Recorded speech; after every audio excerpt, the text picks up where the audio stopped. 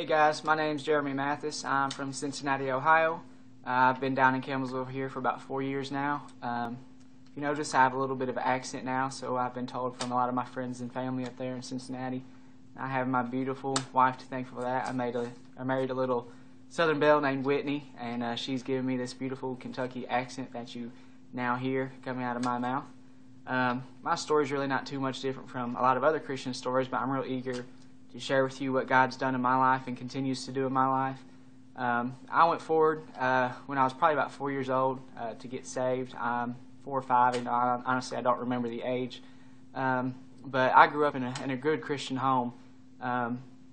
When I hit junior high, though, my dad, he left for a little while. He left my mom, and we started going to a different church. And I kind of started to rebel after that a little bit. I cussed a lot. I started drinking with my friends. I still went to church and everything, and still tried to live a Christian testimony to my friends, but at the same time, I had abandoned God, I guess you would say, and wasn't doing the things that I ought to do as a Christian. But when I started going to this different church, there was an opportunity to go on a mission trip that I really felt that God had wanted me to go on. I didn't really know why. It was a bigger church. About 80 kids were going on this mission trip, and at the time we couldn't really afford it. And it was about $250, $300, and all the spots had already filled up, so I wasn't really going to be able to go. Well, they told us if somebody dropped out, we could put a small deposit down, and if a spot opened up, then we could go. And that's what we did, and that's what happened. And the mission trip was to South Dakota. We went to Mobridge, South Dakota, to Indian Reservation, and as a matter of fact, I ended up getting saved there. When I went forward at a young age, I didn't really believe that I knew what I was doing, what I was getting myself into, what I really believed, and I believe that happens a lot today in churches. I'm not saying you can't get saved at a young age. My wife got saved at that young of an age, but me, I just didn't really believe that I knew at that young of an age that that's what I was really. I more or less just did it because I had seen other people do it, knew that's what I was supposed to do, but not because it's something that I really believed. Since then, I've had struggles here and there. I built my testimony back up after I got saved. It took me a while, but God allowed me to do it. I built my witness back up to some of my friends throughout high school. When it came time for college decision making, I didn't really know what I was going to do, and I didn't have a career in mind.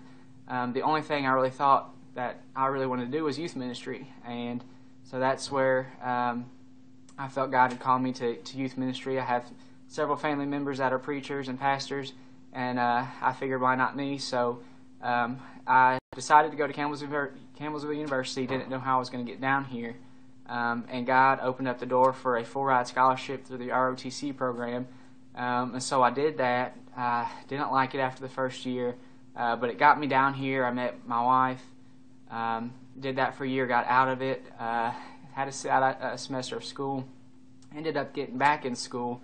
A buddy of mine, Jeff Ware, some of you may know him, he told me about this mission opportunity with Evangelical Ministries. It's a summer camp internship, and they paid half tuition scholarship. So I used that to get me back in school. I got a great job here at H&W Sport Shop in Campbellsville, and that actually helped me raise a lot of money I needed to go on this mission trip with Evangelical Ministries, because we sell t-shirts, and my boss gave them to me at cost. Therefore, I could sell them for $10 a piece, and I raised all the money that I needed to go.